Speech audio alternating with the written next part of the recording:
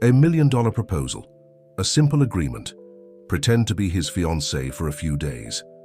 But what started as a contract became a dangerous game.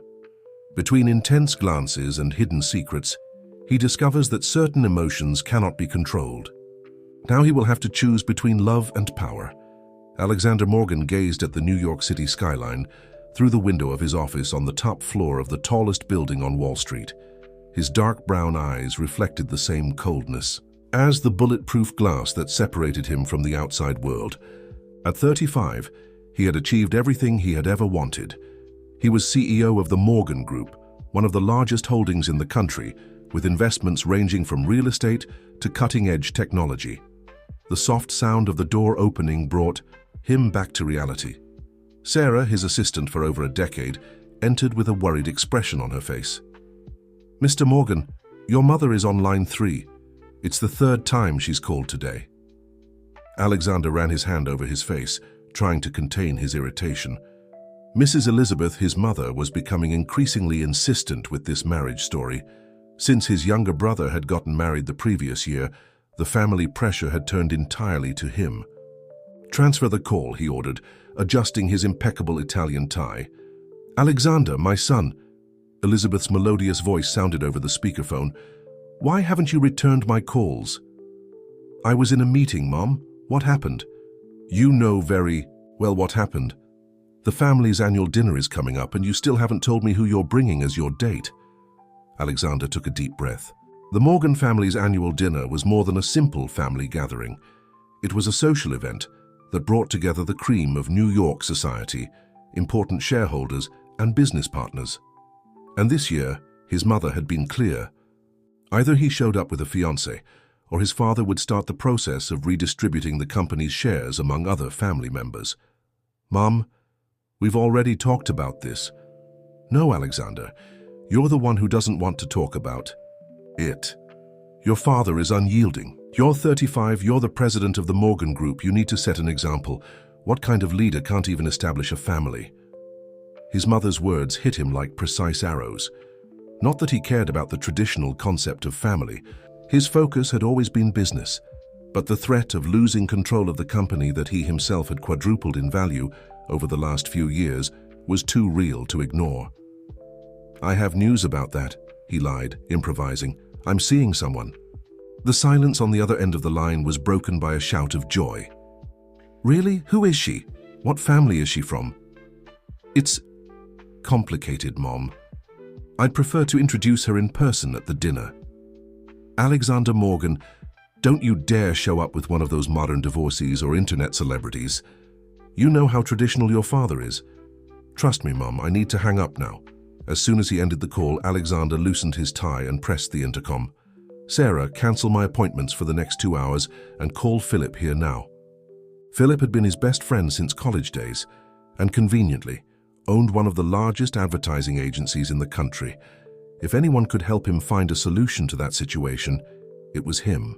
15 minutes later, Philip entered his office with his characteristic casual air, contrasting with the austere environment of the office. "Man, you look terrible," he commented, throwing himself into one of the leather armchairs. "I need a favor. Actually, I need a miracle." Alexander explained the situation. He had less than a month to present a convincing fiancée to the family, or he would risk losing everything he had built. Philip listened attentively, a mischievous smile forming on his lips. "Let me see if I understand. You want to hire a woman to pretend to be your fiancée?" "Exactly, but it can't be just anyone. It needs to be someone intelligent, discreet, who knows how to behave in a corporate environment, and most importantly, who understands that this is just a business agreement." Philip took out his cell phone and started making some calls. After a few minutes, he turned back to his friend with a gleam in his eyes. "I have the perfect person. Emily Parker, 28 years old, graduated in international relations from Columbia, works as an independent consultant. She's already participated in some campaigns for my agency as a model, but she's better known for doing image consulting for executives. She's articulate, elegant, and most importantly, needs money for a social project she's developing in the Bronx." "Sounds too good to be true," Alexander commented, suspicious.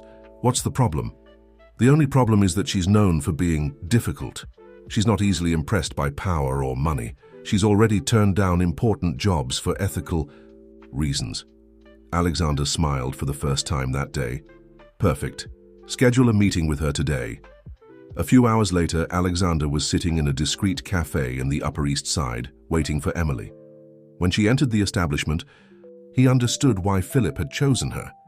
Emily had a presence that drew attention without being exuberant, shoulder-length brown hair, intense green eyes, and a posture that blended elegance and naturalness.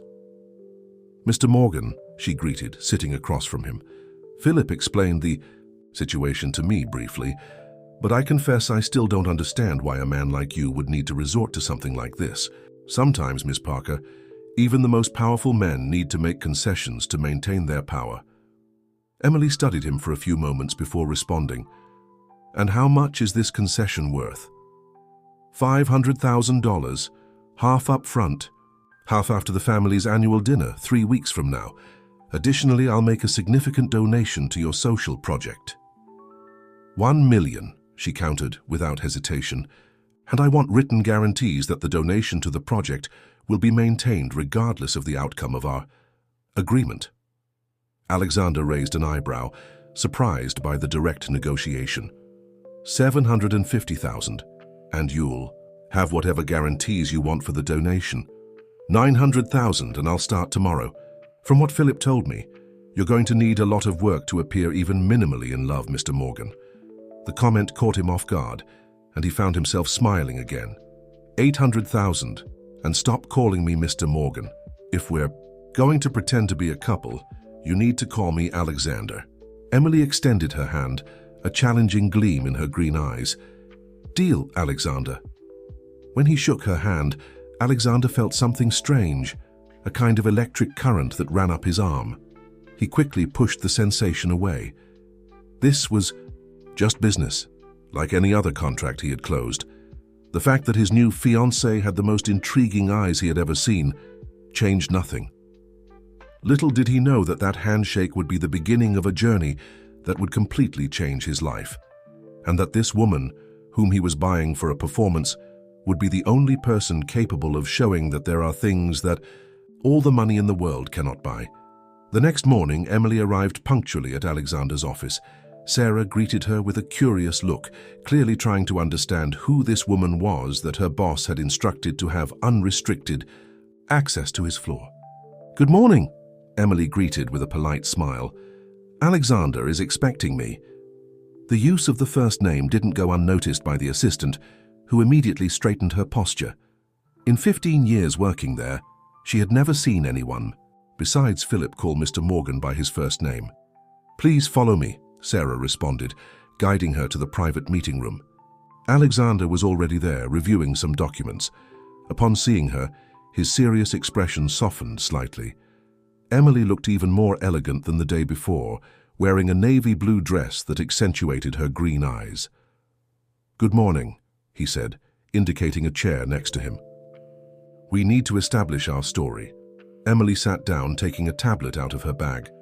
"I've already thought of some credible scenarios. The safest would be to say we met through work. It minimizes the risk of contradictions and explains why we kept the relationship discreet until now." "Makes sense," Alexander agreed, impressed by her efficiency. "But my family will want details. First conversation, first date. Leave that to me. The best lies are those closest to the truth." Emily paused, studying him for a moment. "For example, we can say we met when your company hired my consultancy for a project. During the meetings, we started to get closer. You invited me for coffee, exactly as you did yesterday, and things flowed naturally." Alexander observed her with growing interest. "You're good at this." "It's my job to be good at this, Alexander. Image consulting isn't just about appearances. It's about creating convincing narratives." She leaned slightly forward. "Now, we need to work on you." "What do you mean?" "Your body language. It's too rigid. No one will believe we're in love if you keep acting like I'm just another contract to be signed." Alexander felt uncomfortable with the precise observation. "And what do you suggest?" For starters, relax your shoulders. Emily stood up and walked over to him. Without warning, she placed her hands on his tense shoulders. You carry the weight of the world here. A man in love doesn't walk around as if he's wearing armor. Her touch, even through the Italian suit, sent that same electric current from the day before through his body. Alexander forced himself to relax, more to get rid of that disconcerting sensation than because he agreed with her. Better, Emily approved, returning to her seat. Now we need to create shared memories. Your family will want to hear stories, see photos. Photos? Yes, Alexander. Couples in love take photos together. We need a convincing collection for your social media. Nothing exaggerated. You have a discreet profile, so a few strategic photos will be enough. He nodded, admiring her attention to detail. And what about your background? My family will investigate. For a moment, almost imperceptible, something passed through Emily's eyes, a shadow of concern. But it was so quick that Alexander questioned if he had imagined it. My professional background is impeccable, she responded calmly. And I have excellent references from previous clients. As for personal, I'm an only child, divorced parents, graduated with honors from Columbia. Nothing that will raise concerns with the traditional Morgan family. The morning went on with them building their fictional love story. Emily insisted on knowing details about his family, especially about his father, William Morgan, the patriarch who had transformed a small construction company into an empire. Your father seems to be the hardest to convince, she commented, taking notes. How did he react to your brother's wedding? Lucas was always the son he dreamed of having, Alexander responded, a hint of bitterness in his voice.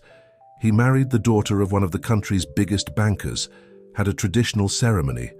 My father couldn't have been more pleased. Emily raised her eyes from her notes, observing him with interest. And you? What did you want? The question caught him off guard. No one had ever been interested in what he wanted, only in what he needed to do. I wanted to prove my worth, he admitted, surprised by his own honesty. When I took over the presidency of the group, everyone thought I was too young, too inexperienced. I needed to show that they could trust me. And now that you've proven yourself, they've invented new demands, Emily completed, understanding. Is that why you agreed to this charade? Alexander got up, walking to the window. The city stretched out at his feet, but for the first time in a long time, he felt small before it. You wouldn't understand. Try to explain it to me, she insisted gently. He turned to face her. The Morgan Group isn't just a company to me. It's my legacy, my life. For the last 10 years, I've sacrificed everything to transform it into what it is today. I can't lose that because of an antiquated demand from my family. Emily studied him for a long moment before responding. You're wrong, you know? I understand perfectly. I also know what it's like to fight for something bigger than yourself. There was something in her voice, a mixture of understanding and melancholy, that made Alexander want to know more. But before he could ask, she turned her attention back to the tablet. We need to start appearing in public together. Strategic. Places where we can be seen by the right people. I have some social events mapped out for the next few weeks. The rest of the morning was dedicated to planning their public appearances. Emily had an impressive knowledge of New York's social circuit and knew exactly which events would yield the necessary comments to make their relationship known, but not overly exposed. When she was about to leave, Alexander called her. Emily? She turned, her hand on the doorknob. Yes? Why did you really agree to do this? The money is good, but you don't seem like the type of person who does something just for money. An enigmatic smile appeared on her lips. Maybe I also have my own reasons for wanting to be close to the Morgan family, Alexander.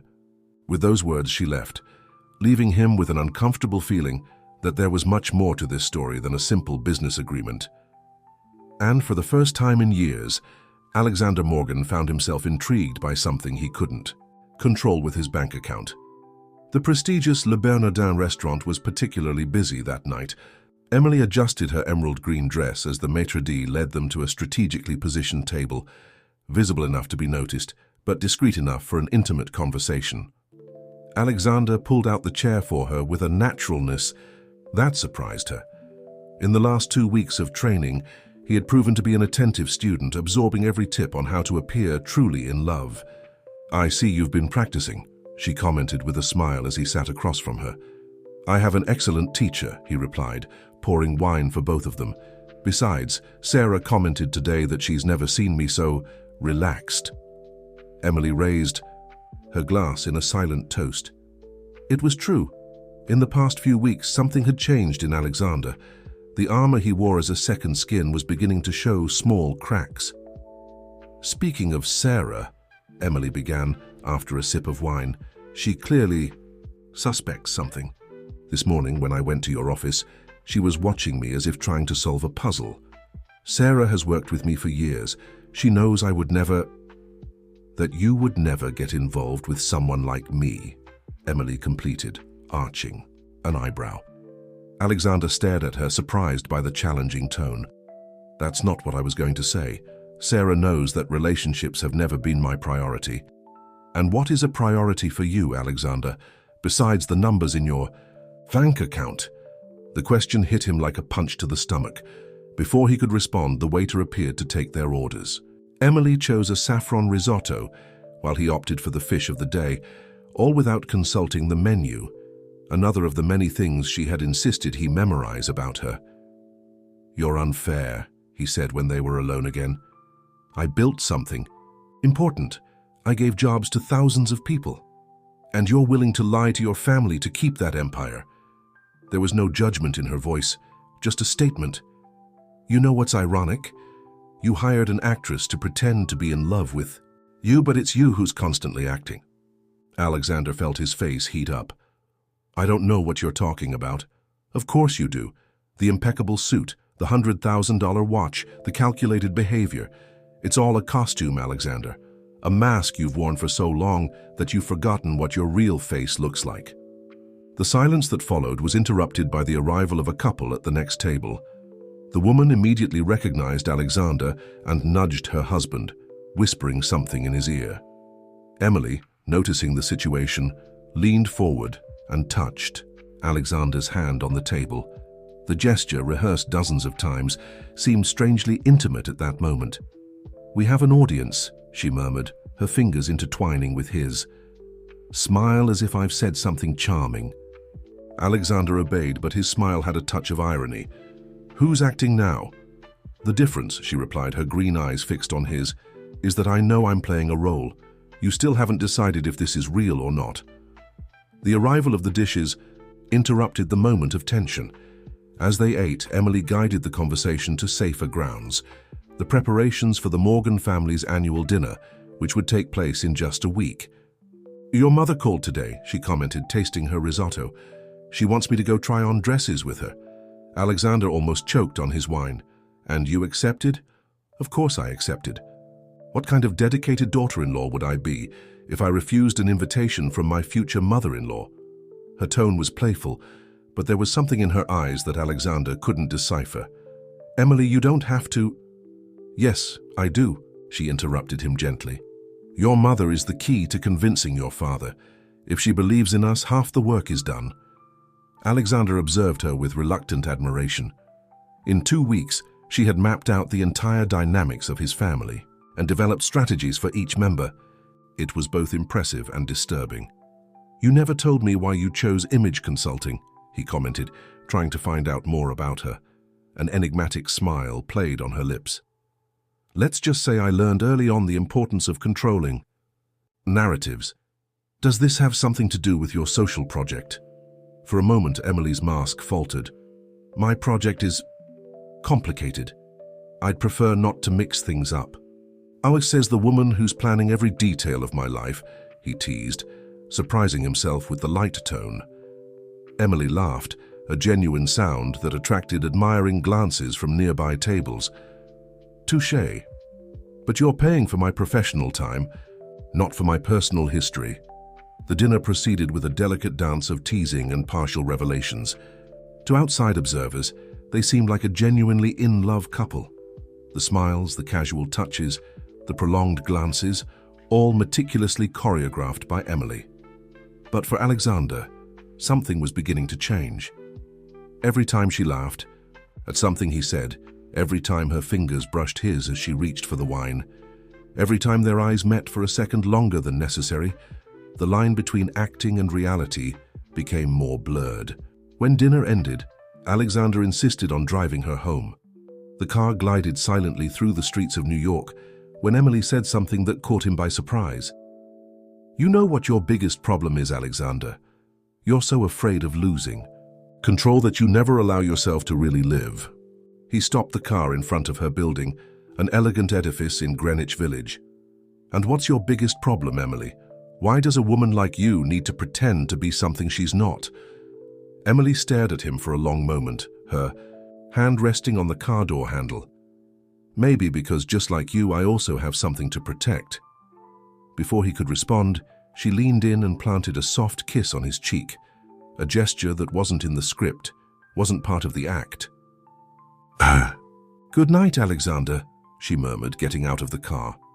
Alexander watched until she disappeared inside the building, his cheek still warm where her lips had touched. For the first time in years, his perfectly controlled world was beginning to spin on a different axis. And the scariest part? A part of him was starting to like this feeling of free fall. The Saks Fifth Avenue was particularly busy that Thursday afternoon. Emily waited in the third-floor cafe, observing the comings and goings of customers while waiting for Elizabeth Morgan. Alexander's mother had insisted on a shopping day to get to know her future daughter-in-law better. "Emily, darling." Elizabeth Morgan's melodious voice sounded behind her. Emily stood up, allowing the elegant lady to envelop her in a perfumed hug. "Sorry for the delay. The traffic was impossible." "Don't worry, Mrs. Morgan. I just arrived a short while ago." "Please, call me Elizabeth. After all, we'll soon be family, won't we?" The matriarch of the Morgans' smile was warm, but her astute eyes studied every detail of Emily. After ordering coffee and some petit fours, Elizabeth went straight to the point. "You know, I was surprised when Alexander mentioned he was dating. My son has always been so focused on work." "Alexander is a dedicated man," Emily responded diplomatically, remembering his instructions on how to handle his mother. "It was one of the first things that attracted me to him." Elizabeth murmured, tasting her coffee. "And how exactly did you two meet?" Alexander was quite vague about it. Emily smiled, reciting the story they had rehearsed so many times. "It was during a consulting project. I was doing image advisory work for executives, and Alexander was one of the participants. At first he seemed resistant to the changes I suggested." "That sounds exactly like my son," Elizabeth laughed, genuinely amused. "But gradually," Emily continued, allowing a soft blush to tinge her cheeks, "we started to get closer. Alexander has an intelligence that goes far beyond business, you know. He just needs someone to encourage him to show that side." Elizabeth studied her for a long moment. "You really know him well, don't you?" "I try to get to know him a little better each day," Emily replied, surprising herself with the honesty in her own words. "Shall we go shopping?" Elizabeth suggested, standing up. "We need to find something special for you to wear to the family dinner." The next few hours were a marathon through some of New York's most exclusive boutiques. Elizabeth had strong opinions about what was appropriate for a future Mrs. Morgan to wear, and Emily found herself trying on a succession of conservative and elegant dresses. "This one," Elizabeth declared when Emily came out of the fitting room wearing a midnight blue dress with a classic cut. "It's perfect, traditional, but with a modern touch. William will approve." Emily observed her reflection in the mirror. The dress was truly beautiful, elegantly embracing her curves without being provocative. "It's gorgeous, but it's very expensive, Mrs. Elizabeth. I can't." "Nonsense." Elizabeth interrupted her, making a dismissive gesture with her hand. "It's my gift. Besides, Alexander told me about your social work. It's admirable to see a young woman caring about important causes instead of frivolities." Emily felt a lump form in her throat. "He talked about my project?" "He just mentioned that you do work with young people in the Bronx. He didn't go into details, but it was clear that he admires this about you very much." Emily's heart raced. Alexander didn't need to have mentioned her project. It wasn't part of the script they had agreed upon. Why was he talking about her with his family? "Shall we have lunch?" Elizabeth suggested after finalizing the dress purchase. "I know a wonderful place nearby." During lunch, Elizabeth shared stories about Alexander as a child. How serious he was even when small. How he always wanted to follow in his father's footsteps in business. How he became even more closed off after a family event that she didn't want to specify. "You know, Emily," Elizabeth commented while they waited for dessert, "at first I was skeptical about you. I thought you were just another gold digger after my son's fortune." Emily kept her face serene, ignoring the pang of guilt in her chest. "And now? Now, I see something different in you. And more importantly, I see something different in Alexander when he's with you. It's as if he's finally allowing someone to break that glass dome he built around himself." Emily took a sip of water, trying to disguise her discomfort. Every word from Elizabeth was like a small needle in her conscience. "But I'll be honest with you, dear," Elizabeth continued, her tone subtly changing. "If you're with my son just for interest, if this is some kind of game, it's better to stop now, because if you hurt Alexander, you won't have to worry just about the Morgan family. You'll have to worry about me personally."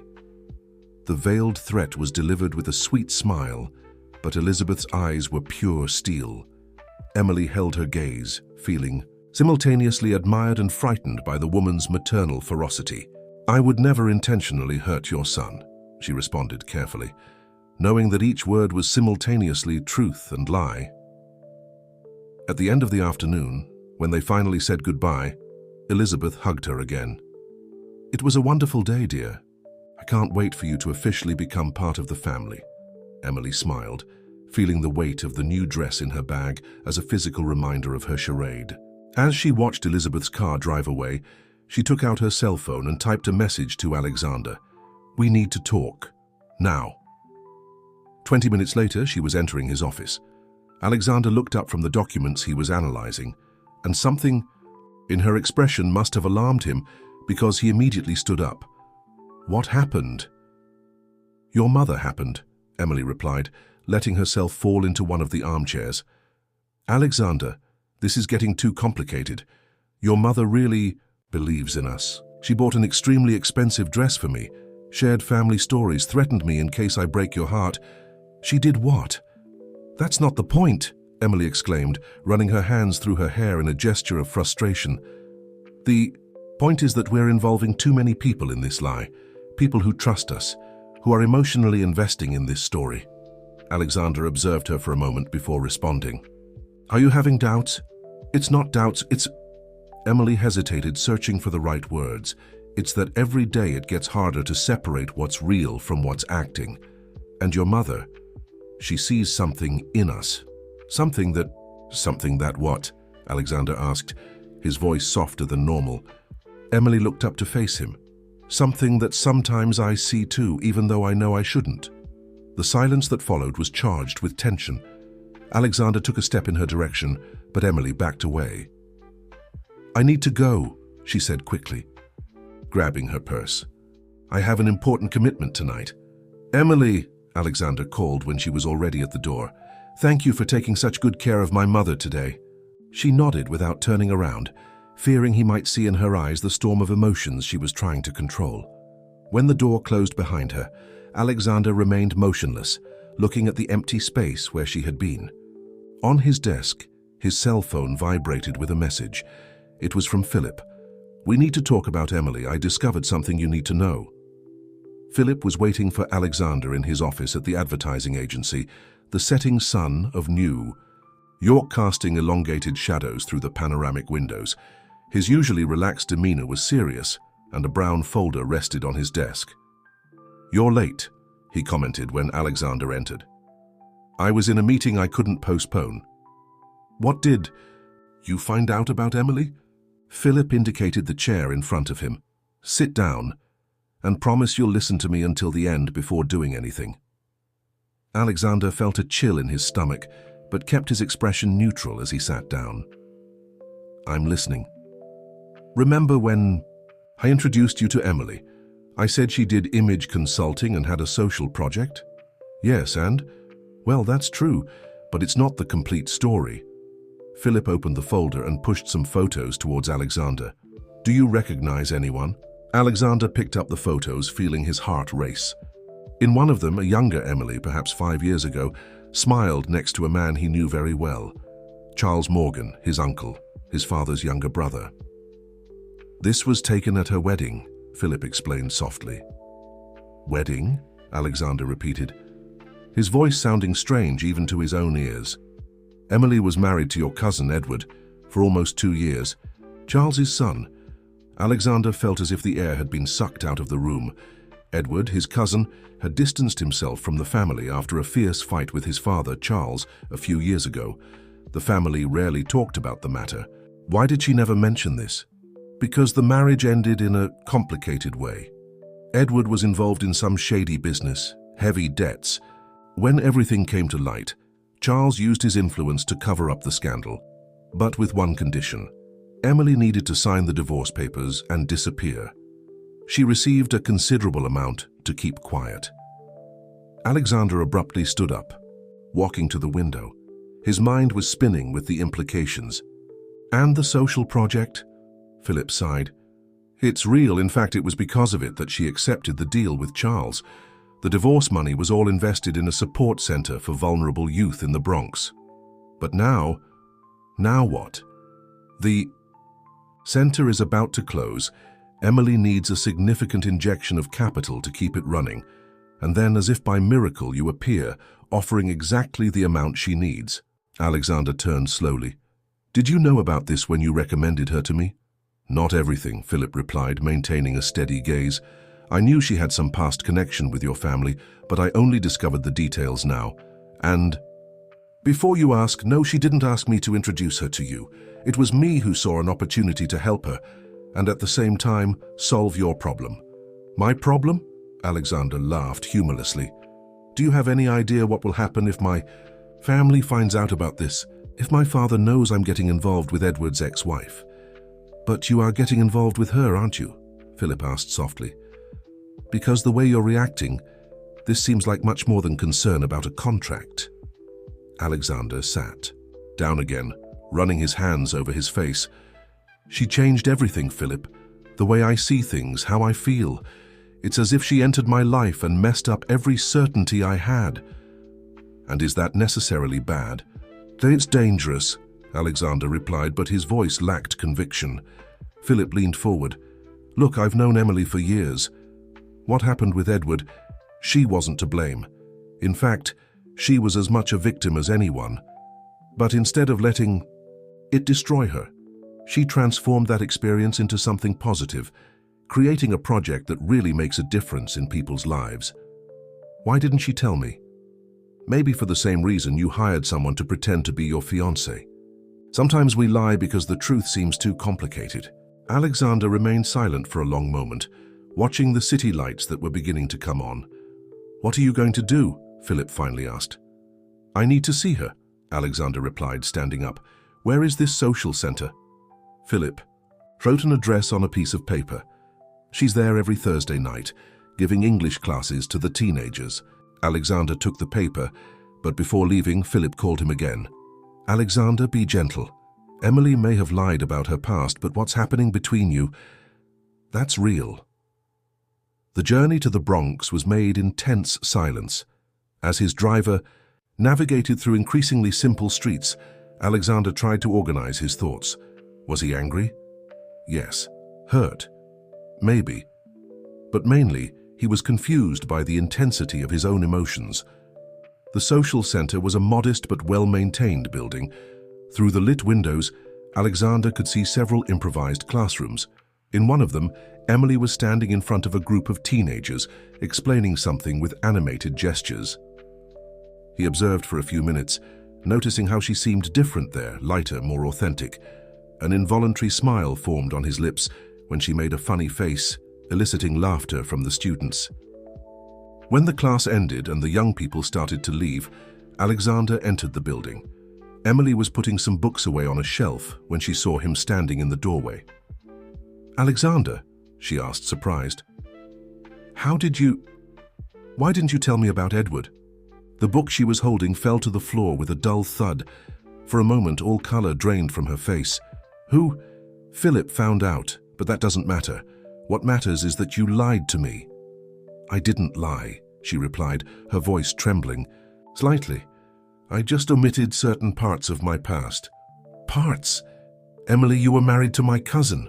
You received money from my family to disappear. And what did you want me to do?" She exploded, tears shining in her eyes.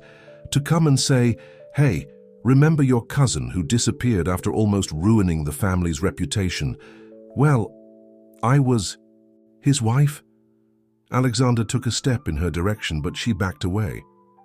"You don't understand," she continued, her voice softer now. "When Philip approached me with your proposal, I saw a chance, not just to save this place, but to fix things, to show your family that not everything that happened was a mistake. And me? Was I just part of your redemption plan?" Emily faced him, her green eyes bright with unshed tears. "At first, maybe. But then something changed. You changed everything. How can I believe you now? The same way I believe you when—" "You say this is just a business agreement," she replied with a sad smile. "We both know it went beyond that point a long time ago." Alexander felt his heart tighten. She was right. At some point between the rehearsed smiles and calculated touches, something real had been born, something that neither of them had planned. "The family dinner is in 2 days," he said after a long silence. "If my father finds out—" "I understand if you want to cancel everything," Emily interrupted. "I can make up an excuse, say I received a job offer abroad." "No," Alexander replied firmly, surprising them both. "I'm not canceling anything, but we need a new plan." Emily looked at him in confusion. "What do you mean?" "I mean that if we're going to face my family, we're going to do it together. No more lies, no more secrets." "Alexander, you taught me something in these last few weeks, Emily. You taught me that there are things more important than keeping up appearances. This place," he gestured to the social center, "what you do, here, this is real. And what's happening between us, that's real too." A tear finally escaped, rolling down Emily's cheek. Alexander approached, gently wiping it away with his thumb. "It won't be easy," she whispered. "Nothing worth it is easy," he replied, repeating a phrase that she herself had told him weeks ago. Emily laughed softly, resting her forehead on his chest. Alexander wrapped her in his arms, breathing in the familiar scent of her hair. There, in the middle of an improvised classroom in the Bronx, all masks finally fell. But as they embraced, neither of them noticed the figure observing them. Through the window, someone who had a lot to lose if the whole truth came to light. Friday morning dawned with a typical New York drizzle, creating a gray curtain over the city. Alexander watched the drops run down the window of his office, mentally reviewing the events of the previous night. The discovery about Emily's past had changed everything, and at the same time, paradoxically, had changed nothing about what he felt. "Mr. Morgan?" Sarah's voice brought him back to reality. "Your Uncle Charles is here." Alexander felt his blood run cold. "Send him in." Charles Morgan entered the room with the same authoritative posture that Alexander remembered from childhood. At 65, he maintained his perfectly trimmed gray hair and the same penetrating gaze that had made so many executives back down in negotiations. "Nephew," he greeted with a smile that didn't reach his eyes. "We need to talk." Alexander indicated the armchair in front of him, keeping his expression neutral. "How can I help?" "Don't play dumb," Charles cut in, sitting down. "You know very well why I'm here. Emily Parker, what do you think you're doing?" "Living my life, Uncle. Something the family seems very interested in controlling lately." Charles leaned forward, his eyes flashing. "Do you have any idea what will happen if your father finds out? If he knows you're getting involved with Edward's ex-wife?" "Ex-wife that you paid to disappear," Alexander retorted, feeling anger rise. "Why, Uncle? What really happened with Edward?" "Don't mention his name," Charles exploded, standing up. For a moment, his mask of composure fell, revealing something close to desperation. "That woman, She almost destroyed our family once. I won't allow her to do it again." Emily didn't destroy anything. It was Edward who got involved in shady business. It was he who— "You know nothing," Charles interrupted him. "There are things about that time that it's better to leave the past in the past." Alexander also stood up, facing his uncle. "What exactly are you hiding?" A tense silence settled in the room. Charles seemed to age 10 years before Alexander's eyes. "Just end this," he said finally, his voice softer. "End it before tomorrow's dinner, for everyone's sake. Or what? Or I'll be forced to tell certain truths to your father. Truths that will not only affect your position in the company, but will also destroy that social project that Emily cherishes so much." Alexander felt his blood boil. "Is that a threat?" "It's a warning, Alexander, from someone who has seen this story before and knows how it ends." Charles walked to the door, but stopped before leaving. "You have 24 hours. As soon as he was alone, Alexander picked up the phone and dialed Emily. "We need to meet, now." An hour later, they were in her apartment in Greenwich Village. Emily listened in silence as he recounted his uncle's visit. "He's afraid," she commented when Alexander finished, "but not of me nor of you. Charles is afraid of something bigger." "What do you know about that time, Emily? About what really happened with Edward?" Emily walked to the window, watching the rain that was now falling harder. "Edward was investigating some irregularities in the family business," she began, her voice distant. "At first they were just suspicions, numbers that didn't add up in some old projects. But then he started to find documents, evidence of what? Of embezzlement, Alexander. Millions in inflated contracts, shell companies, money laundering. He never told me exactly how much he discovered, but it was enough to cause a scandal bigger than any crisis the Morgan Group has ever faced." Alexander sat heavily on the couch. "Why did you never report this?" "Because Edward disappeared before." "We could do anything," Emily replied, turning to face him. "One day he was there gathering evidence, planning to confront the family. The next day he vanished. And then Charles showed up with the divorce papers and a proposal I couldn't refuse." "The money for the social project," Emily nodded. "At the time I was destroyed, confused. Using their money to help other people seemed like a form of redemption, maybe. Of turning something dirty into something good." Alexander got up, walking over to her. "Do you think my uncle, that he might have done something to Edward?" "No," Emily responded immediately. "Charles may be many things, but he loved his son. I think Edward found something so big, so dangerous, that he needed to disappear on his own. And now, what do we do?" Emily turned to face him, her green eyes shining with determination.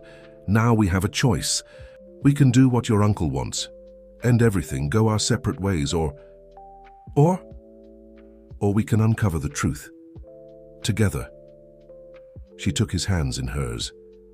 "Alexander, your uncle is desperate to keep us apart, not because he's afraid of the scandal. Of you dating your cousin's ex-wife. He's afraid of what we might discover if we put together the pieces that each of us has of this puzzle." Alexander squeezed her hands, feeling the familiar warmth that now meant so much to him. "It's dangerous." "Life is dangerous," she smiled. "You yourself said yesterday, nothing worth it is easy." For a moment, they stood there, face to face, the rain creating a curtain of sound around them. Alexander studied Emily's face, the determined eyes, the chin raised in defiance, the lips he so wanted to kiss. How had this woman managed to turn his world upside down in such a short time? "The dinner is tomorrow," he said finally. "If we're going to do this, we need a plan." "Actually," Emily smiled, that smile he was learning to recognize as a sign that she had an idea. "I already have a plan, but you'll need to trust me completely." "I do," he replied without hesitation, surprising himself with the speed and certainty of his response. Emily moved closer, eliminating the space between them. "Really?" she whispered, her face inches from his. In response, Alexander did what he had wanted to do for weeks. He leaned in and kissed her. It wasn't like the rehearsed kisses they had exchanged in public, calculated to look convincing. This was real, urgent, charged with all the emotions they had repressed. When they separated, breathless, Emily rested her forehead on his chest. "This complicates things," she murmured. "Things were already complicated," he replied, caressing her hair. "Now at least they're complicated for the right reasons." Outside, the rain continued to fall on New York, washing the city as if trying to clean years of secrets and lies. But some truths, once buried, need more than rain to come to the surface. And while Alexander and Emily planned their next move, somewhere in the city, someone was also making plans that could change everything the following night. Saturday dawned surprisingly sunny, as if nature wanted to compensate for the previous day's storm. Emily was in her apartment, looking at the midnight blue dress that Elizabeth had bought, when her cell phone vibrated with a message. "There's still time to back out." It was from Alexander. Emily smiled, quickly typing back, "Not a chance, I'm curious to see you in a tuxedo." His response came instantly. "Then come have breakfast with me. We need to review the details of your plan." Half an hour later, Emily was entering Alexander's penthouse apartment in the Upper East Side. It was her first time visiting his personal space, and she was impressed by how the place reflected his personality, elegant and minimalist, but with small touches that revealed a more human side she was beginning to know. "I thought you'd have a housekeeper preparing an elaborate breakfast," she teased, finding him in the kitchen preparing scrambled eggs. "On weekends, I like to cook," he replied, turning with a smile. "It's one of the few things I do without thinking about profits and losses." Emily approached, stealing a piece of bread from the set table. "Who would have thought that the powerful Alexander Morgan has domestic talents?" "I have many talents you don't know about yet," he responded, pulling her by the waist and giving her a quick kiss. The casual gesture, so different from their rehearsed interactions of the past few weeks, made Emily's heart race. It was strange how something that had begun as a farce had transformed into something so real, so natural. "We need to focus," she said, reluctantly pulling away. "The dinner is in a few hours and we have a lot to plan." As they ate, Emily explained the details of her plan. Alexander listened attentively, occasionally asking questions or making suggestions. "It's risky," he commented when she finished, "if something goes wrong." "That's why we need a plan B," she agreed, reaching into her bag and taking out a folder. "Last night after you left, I did some research. Remember that Edward was investigating irregularities in the family business?" Alexander nodded, leaning in to see the documents she was spreading on the table. "Well, he may have disappeared, but he left clues. Look at this." Emily pointed to some numbers in an old report. "These projects, all carried out between 2010 and 2015, have an interesting pattern in the values." Alexander examined the documents, his expression changing as he understood what he was seeing. "These values, they're codes." "Exactly," Emily smiled. Edward was always fascinated by cryptography. He transformed the inflated values into a system of coded messages. It took me years to realize this, and even longer to start deciphering them. "And what do they say?" "I don't have everything yet, but—" Emily hesitated, biting her lip. "Alexander, your Uncle Charles wasn't the only one involved. There are indications that your father—" "No," Alexander interrupted abruptly, standing up. "My father may have many flaws, but he wouldn't—" "Alexander," Emily called softly, taking his hand. "I know it's difficult, but we need to consider all possibilities. Why do you think your father is so obsessed with the idea of you getting married, of keeping control of the company and the family?" Alexander sat back down, running his hands over his face. "If you're right, if my father is really involved, what do we do? First, we need to be sure. That's why tonight's dinner is so important. If we can execute the plan, we can force them to reveal the truth," he completed, squeezing her hand. "But Emily, you understand that this could destroy my family, don't you?" Emily stood up, walking to him and holding his face in her hands. "Sometimes we need to break something to be able to rebuild it the right way." Alexander pulled her onto his lap, burying his face in her neck. "How do you manage to be so strong?" "I'm not," she whispered, caressing his hair. "I just learned that some truths hurt less than living with lies." They stayed like that for a few minutes, just embracing, letting the weight of what was to come settle over them. Finally, Alexander pulled away enough to look into her eyes. "There's one more thing we need to discuss," he said, his tone serious.